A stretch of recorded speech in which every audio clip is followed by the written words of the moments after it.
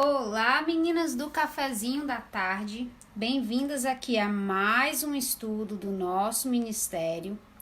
Hoje nós vamos estar fazendo o estudo histórico na história da igreja.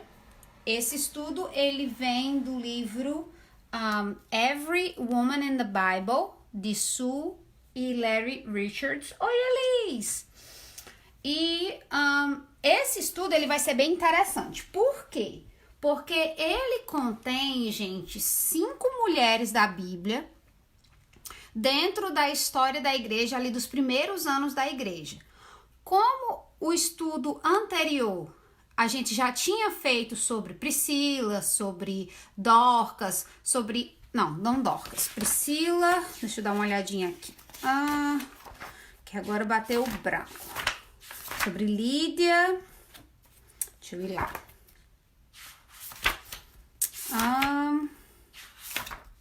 Se eu encontro aqui, foi nas servas, eu acho. Rainhas, as servas, bora lá. Pronto, já tinha falado de Dorcas, Lídia e Priscila. Eu já tinha falado sobre elas nesse estudo, no livro Mulheres Notáveis da Bíblia. Então, nesse daqui, gente, eu vou falar sobre as mulheres discípulas, Safira, Maria e Rhode e a escrava de Filipos. Então, essas são as mulheres que eu vou estar falando hoje. Puxa uma cadeira, pega um cafezinho aí, vamos compartilhar um pouquinho sobre as verdades da Bíblia conosco, tá bom? Eu vou deixar vocês avisados, os meus menininhos estão brincando, né? Os meus filhos estão brincando aqui na parte da frente da casa, eu consigo ver pela janela, e daí qualquer coisa eu preciso dar assistência a eles estão brincando com os vizinhos. Eu vou lá, mas eu acredito que vai dar certo dar esse estudo todo pra vocês, sem nenhuma interrupção. Então vamos lá. Primeira parte, a liberdade em ser participantes no casamento e no ministério é refletida na vida de diversas mulheres que viveram no início da era cristã.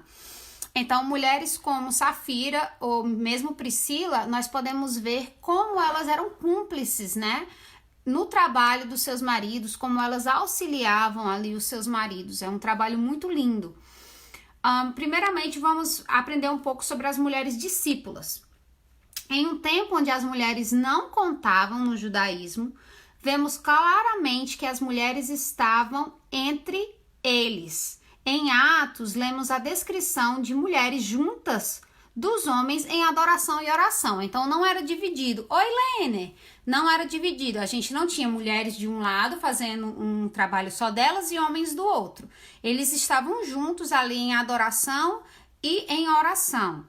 E a cena mostrava com clareza a liberdade que temos em Cristo. Então, eu vou ler para vocês, vou pegar aqui a minha Bíblia, só um segundinho. Eu vou ler para vocês Atos 1:14. Atos 1:14, ele diz o seguinte: todos estes preservaram unânimes em oração com as mulheres e com Maria, mãe de Jesus, e com os irmãos dele.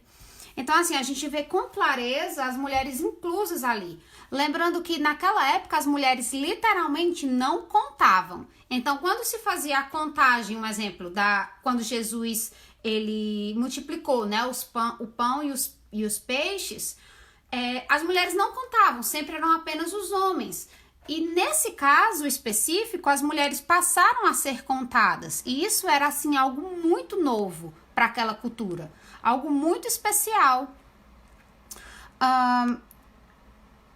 A cena mostrava com clareza a liberdade que temos em Cristo. Então, as mulheres, elas poderiam ali juntas... Oi, Regiane! Elas poderiam juntas estar adorando, né? Junto com os homens. Safira, 2.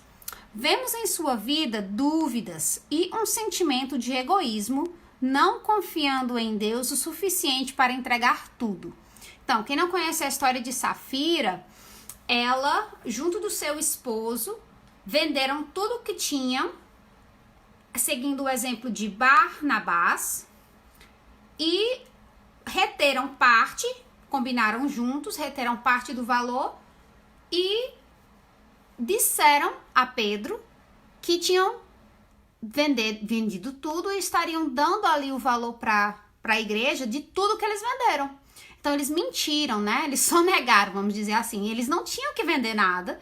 Foi realmente um ato de bondade deles, mas infelizmente a história é clara quando mostra que eles tiveram essa falha de poder reter tudo, né? Eles não tiveram a coragem ali de estar confiando em Deus. Eles queriam, como eu vou ler para vocês aqui, os privilégios sem sofrer os custos, né? Ela tinha um casamento de parceria e cumplicidade com Ananias. Ele não a obrigou a nada. Em nenhum momento você escuta dizendo que Ananias obrigou Safira a mentir ou a falar alguma coisa. Eles decidiram juntos desobedecer, né? Fazer o que não era certo. Ela teve inveja da forma como os outros eram vistos. Ela queria a fama de Barnabás, mas não queria pagar o preço por ela. Ela poderia ter resistido às investidas do inimigo. Então, ela era livre, né? Nós estamos estudando esse mês sobre a liberdade que temos em Cristo. E aqui, essa ilustração, ela nos lembra de que nós éramos escravas do pecado, e a gente vai falar um pouco sobre a escrava também, da adivinhação, mas ela era escrava, éramos escravos do pecado, e hoje somos livres em Cristo, né? Então, ela tinha essa liberdade. Gente, Safira não foi obrigada a pecar, mas ela decidiu, foi uma escolha dela pecar e mentir, né? Ela poderia ter resistido. O Espírito Santo revelou a fraude que entendiam cometer a Pedro. Então, não foi ninguém que contou a Pedro físico, uma pessoa física. Foi o Espírito Santo em Pedro que contou para ele o que estava acontecendo. Mesmo como cristã que estava segura na eternidade, Safira não estava satisfeita, pois o coração não estava focado no Senhor. Então, pensa nisso. Ela tinha tudo, gente. Ela tinha os irmãos da igreja, o suporte financeiro, ela tinha uma igreja que a gente considera como se fosse a igreja perfeita, né? Onde as pessoas estavam ali doando seus bens em prol dos outros. Ela tinha um marido que ela era cúmplice com ele, que mostra assim um respeito por ela, que a amava, mas mesmo assim não foi suficiente para ela. Ela queria fama, ela queria ser bem vista, tanto pelas pessoas da igreja como pelos líderes da igreja. E isso custou a sua própria vida física, né? A ela e ao seu esposo. Ao invés de contar as bênçãos, Safira queria mais. Ela focou no que lhe faltava. Então, esse foi o maior erro dela, né? Ela focou ali no que faltava. Ela queria aquela fama, ela queria ser bem vista. E isso a custou o que ela já tinha, né? Que era ali a vida de comunhão com os membros da igreja. Número 3. Maria, mãe de João Marcos. Então, vamos ler sobre ela. Atos 12. Atos 12, diz o seguinte: considerando ele a sua situação, resolveram ir à casa de Maria, mãe de João, cognominado Marcos, onde muitas pessoas estavam congregadas e oravam. Então, o que é que a gente sabe sobre ela? Em primeiro lugar, ela abria sua casa para os membros, muitos membros. Então, a palavra utilizada nesse texto diz que possivelmente seria assim um número, uma palavra grega usada para um número de 100 ou mais pessoas dentro daquela situação. Então, ela assim abria sua casa realmente para muitas pessoas. Ela era uma pessoa hospitaleira. Os eventos mostravam que Barnabás estava correto sobre seu filho João. Vocês lembram da história que eles viajaram todos juntos, só que na primeira viagem missionária de Paulo, João Marcos deixou a viagem e voltou. Não sabemos a razão, mas Paulo condena muito a ação dele, né? E aquelas palavras, nossa, gente, como elas devem ter doído para a mãe de João Marcos ouvir aquilo de Paulo sobre o seu filho, né? Como deve ter desanimado.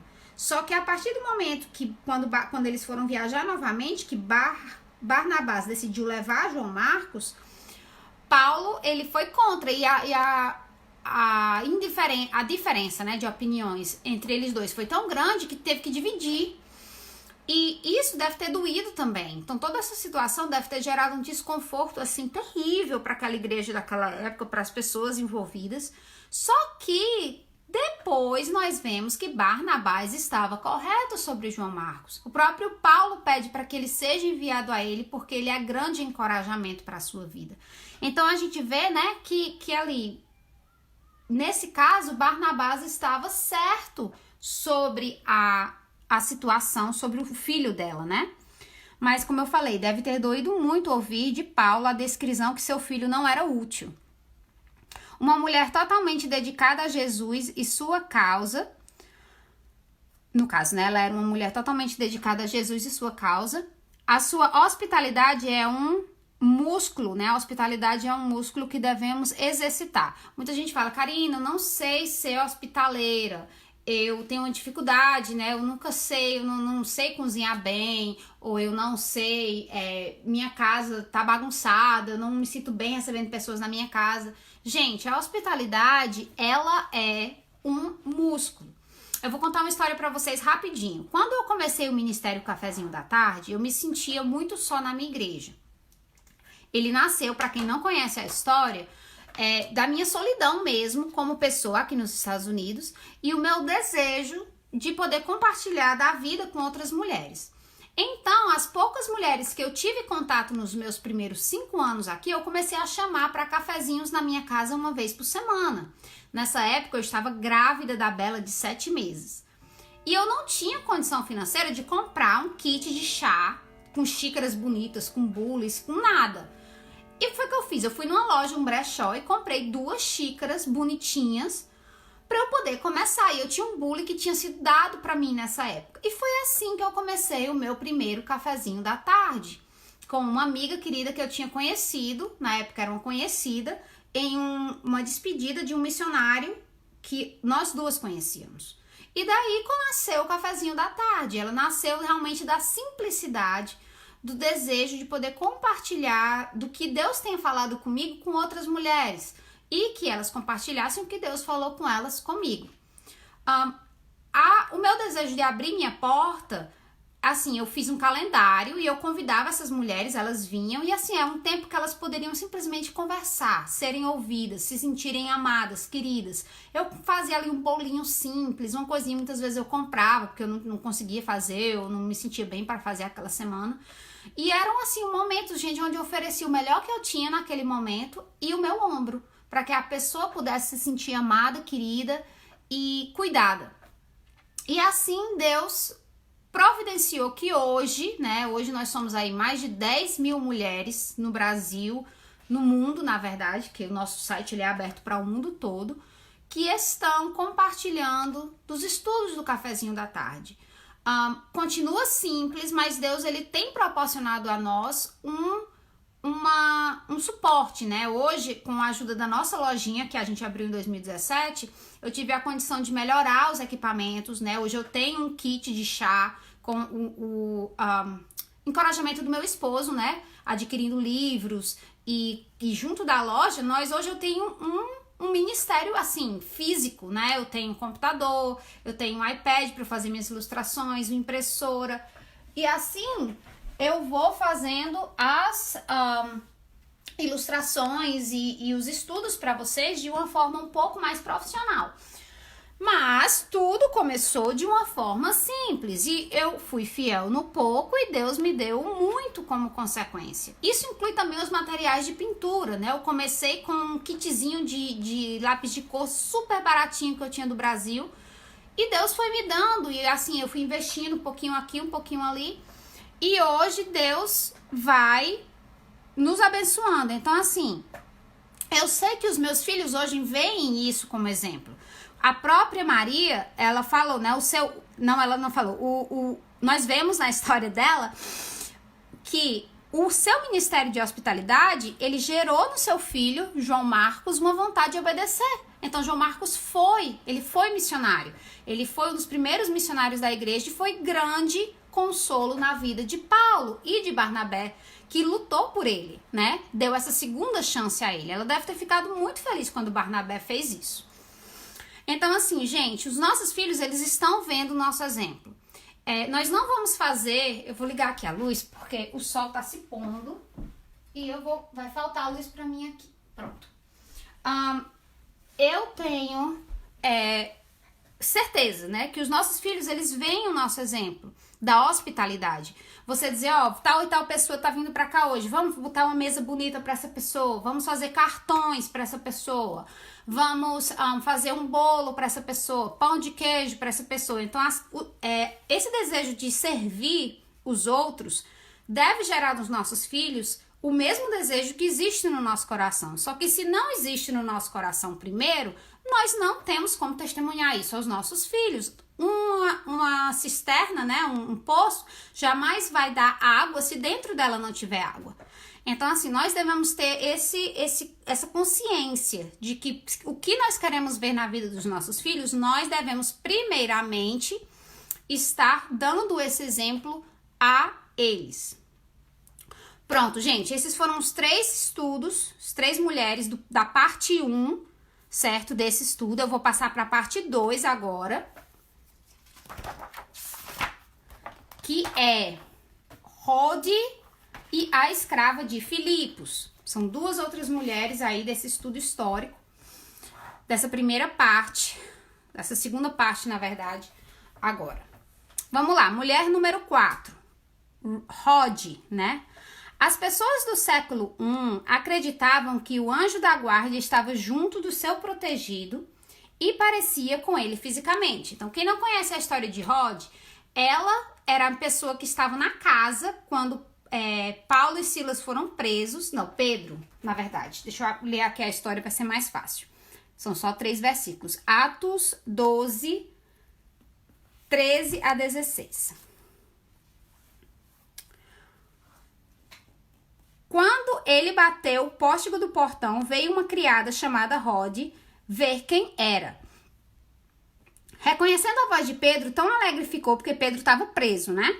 Tão alegre ficou que nem o fez entrar, mas voltou correndo para anunciar que Pedro estava junto do portão. Eles lhe disseram, estás louca? Ela, porém, persistia em afirmar que assim era. Então disseram, é o seu anjo. Entretanto, Pedro continuava batendo. Então, eles abriram e viram e ficaram atônitos. Então, gente, ela era uma serva na casa, né, de Maria, mãe de João Marcos. E a palavra grega que é usada para descrevê-la é uma palavra que descreve meninas por volta dos 12 anos. Então, assim, era uma mocinha, né, uma menina entre menina e mocinha. E ela era uma garota, provavelmente de 12 anos. Ela tinha tanta fé e estava tão alegre em compartilhar as boas novas que Pedro estava solto, que ela até esqueceu de abrir a porta. Então você vê aí o testemunho de Maria para os próprios servos, né? Os servos, eles não eram obrigados a ter a mesma fé do seu senhor, mas ela tinha tanto... eu acredito que ela tinha uma vida, né? Uma vida de ministério tão grande que até os seus servos criam por causa do testemunho dela. E ela continuou insistindo, gente, até que acreditassem nela. Ela disse, não, estão batendo na porta, vai ver, é ele. Então, assim, a gente também, isso nos encoraja a continuar, né? Falando, pelo menos a mim, do evangelho através da minha vida com aqueles que não creem. Porque muitas vezes a gente fala uma vez, fala outra vez, e essa rejeição acaba criando uma barreira. Nós temos que ser sábios e falar muitas vezes com as nossas ações, mais do que com a nossa voz. Então, mais uma vez, poço vazio ou um poço que tenha qualquer outra coisa não vai dar água se o poço não estiver cheio de água. Se você não estiver cheia de Deus e do Espírito Santo, você não permitir que o Espírito Santo encha você, você não vai transbordar daquilo para as outras pessoas. A escrava de Filipos, número 5. Atos 16, 16 a 19. No mesma sequência do texto, gente. Você vai aqui alguns capítulos depois, na mesma sequência você vai encontrar essa história. A cura de uma jovem adivinhadora. Aconteceu que, indo nós para o lugar de oração, nos saiu ao encontro uma jovem possessa de espírito adivinhador, a qual, adivinhando, dava grande lucro aos seus senhores. Seguindo a Paulo e a nós, clamava dizendo: estes homens são servos do Deus Altíssimo e anunciam o caminho da salvação. Então ela estava falando o que era verdade, ela não estava mentindo. Isso se repetia por muitos dias. Paulo, já indignado, voltando-se, disse ao Espírito: em nome de Jesus Cristo, eu te mando, retira-te dela. E ele, na mesma hora, saiu. Primeira coisa sobre a questão da serva, né? Não importa da escrava, não importa quão triste, a palavra seria quão pobre de espírito ela se sentia, né? Quanto sofrimento ela tinha sobre sua situação. Os seus donos estavam satisfeitos com as suas pobres circunstâncias, porque ela dava lucro a eles. Então, assim, não importa se ela estava sofrendo com esse demônio, o demônio dava lucro a eles, então eles pegavam esse lucro e ficavam satisfeitos com ele. O fato dela ficar gritando não dava suporte aos missionários, mesmo que o que ela falava era certo. Pelo contrário, distraía o povo, porque você imagina, você tentando pregar e uma pessoa gritando do seu lado, e linkava o trabalho deles às obras demoníacas. Por quê? Porque aquilo era demoníaco. O tipo de circunstância que ela estava com o demônio. Então, assim, querendo ou não, o demônio estava falando que que Paulo estava pregando o evangelho, né? Que era servo do Deus Altíssimo. E isso era ruim. As circunstâncias linkavam uma coisa à outra. E eles não queriam estar em nenhum momento juntos de nada que fosse demoníaco, né? Jesus libertou da escravidão do pecado e da adivinhação. Muitas pessoas, gente, se colocam em uma posição vulnerável às influências demoníacas pelo ocultismo, espiritismo ou conselhos espirituais. Gente, isso é muito importante. Isso é uma coisa que eu venho desenvolvendo no meu lar e que eu gostaria que você prestasse atenção. Eu quero abrir aqui parênteses para duas coisas. Primeiro, a diferença entre contos de fadas e ocultismo, certo? Contos de fadas são histórias sobre seres que você faz de conta, onde você vai ensinar para os seus filhos que o faz de conta faz de conta, e existem lições de moral que vão elevar a bondade, as virtudes no seu filho. Isso é um conto de fada de qualidade, certo? Mas existem histórias que envolvem bruxaria, que envolvem espíritos, que envolvem... Isso, gente, eu tô falando de histórias no sentido de filmes, de livros, de séries, que nós temos que ter muito zelo para que nós não abramos a porta da nossa casa, para que não nos tornamos vulneráveis, para que essas coisas venham a atormentar o nosso lar. Eu já vi casos assim, de amigas minhas, que seus filhos tiveram problemas depois de assistir, um exemplo, Sítio do Pica-Pau Amarelo, outros assistir filmes da Disney. Nunca aconteceu no meu lar, com a graça de Deus. E eu assisto, né, os meus filhos assistem, assim, dependendo da idade, dependendo do filme, com muita explicação. Filmes da Disney, a gente assiste o Sítio do Pica-Pau Amarelo, só que é tudo muito explicado para os meus filhos, é tudo muito ali destrinchado. Tudo feito assim com ordem e decência, vamos colocar assim. Mas eu já sei de famílias que essas coisas foram assim portas para entrar problemas na sua vida. Então, assim, eu acho que cabe muito aos pais terem um discernimento espiritual de verem o que é melhor para os seus lares, sabe? Isso aqui eu não tô apontando o dedo, gente. Eu não tô falando que a Disney é do inimigo, não tô falando que o Sítio Pica-Pau é do inimigo, sabe? Mas o Senhor fala na palavra dele que o pecado da feitiçaria, o pecado da rebeldia é igual ao pecado da feitiçaria, né? Que a gente fala e a gente pode falar sobre feitiçaria. não é um tópico que está um tabu na casa, né? A gente pode falar que existem bruxas, e bruxas são reais, mas que as crianças não desejem ser bruxas. São assim, é aquela história da virtude, né? Você pode falar de um ladrão, mas você não vai incentivar a criança a roubar. Então, assim, são situações específicas, em casos específicos. E a gente tem que ter esse zelo. Então, toma cuidado, irmã. Vê o que teu filho tá vendo na televisão. Vê se não tem, assim, um encorajamento. A palavra é essa. Para que o teu filho pratique o ocultismo. Brincadeiras como o tabuleiro de espiritismo, sabe? Coisas assim, onde teu filho vai estar abrindo a porta para que essas coisas se manifestem na sua casa. Porque a gente sabe que os espíritos são verdadeiros, né? A palavra do Senhor fala que pessoas podem ficar possessas e a gente tem que ter esse zelo. Ora pelos teus filhos, unge a tua casa, esteja orando pelo teu lar, pede a Deus que os anjos dele estejam ao redor da tua casa, protegendo constantemente, porque o Senhor, ele está perto daqueles que clamam. Então, tenhamos esse zelo, irmã. Próximo ponto.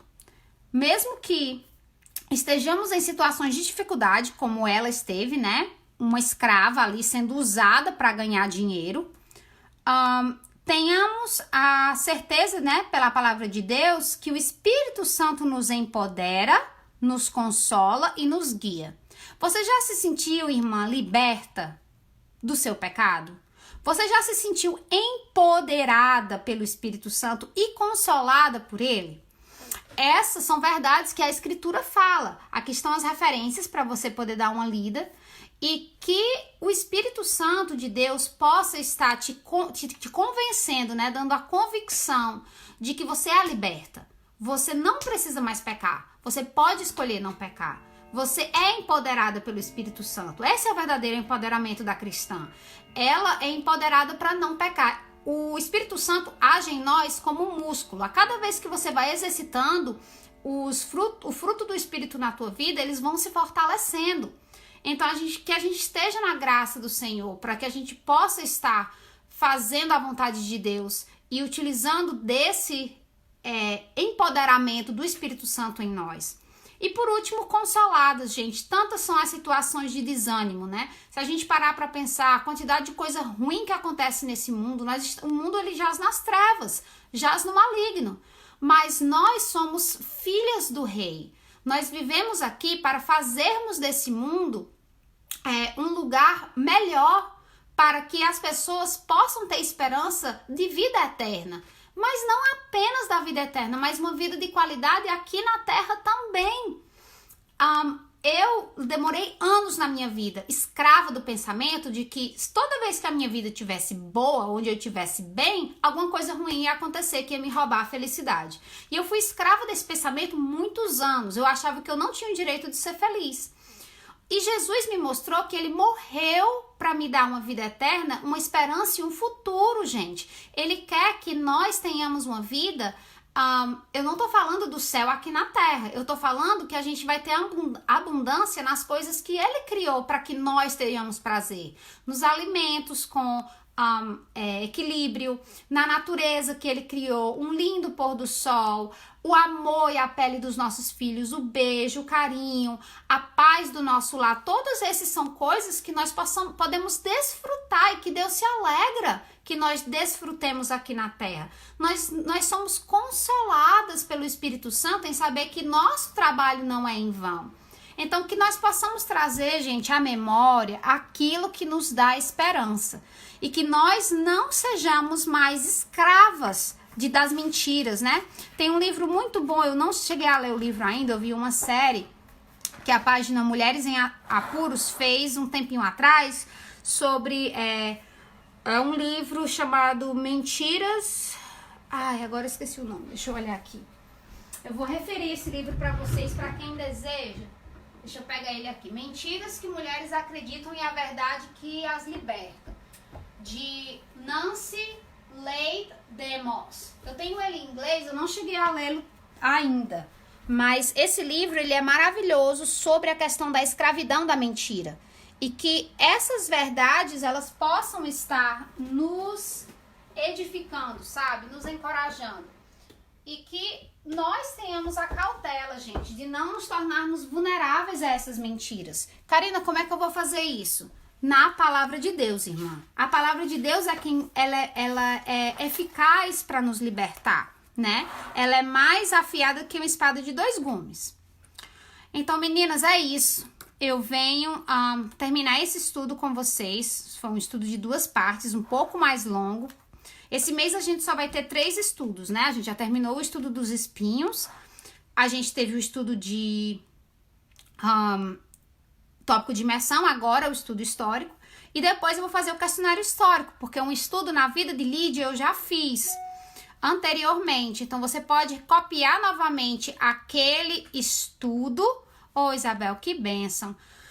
Você pode copiar novamente o estudo de Lídia que a gente fez. Para você se localizar, eu vou te dizer onde está exatamente o estudo de Lídia. Ele está... Me dá um segundinho aqui para eu localizar, para mostrar para você. Ele está na...